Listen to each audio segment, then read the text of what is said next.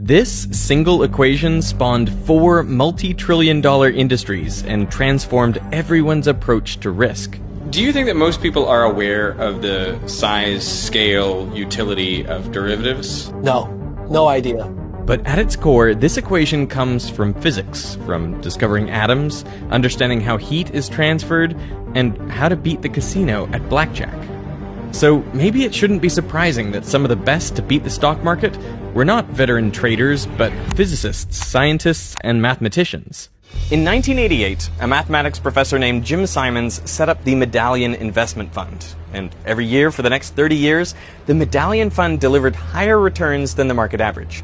And not just by a little bit. It returned 66% per year. At that rate of growth, $100 invested in 1988 would be worth $8.4 billion today. This made Jim Simons easily the richest mathematician of all time.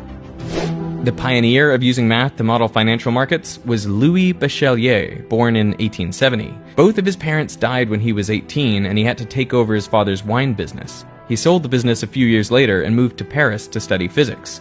But he needed a job to support himself and his family, and he found one at the Bourse, the Paris Stock Exchange. The thing that captured Bachelier's interest were contracts known as options. The earliest known options were bought around 600 BC by the Greek philosopher Thales of Miletus. He believed that the coming summer would yield a bumper crop of olives. To make money off this idea, he could have purchased olive presses, which, if he were right, would be in great demand. But he didn't have enough money to buy the machines. So instead, he went to all the existing olive press owners and paid them a little bit of money to secure the option to rent their presses in the summer for a specified price. When the harvest came, Thales was right. There were so many olives that the price of renting a press skyrocketed.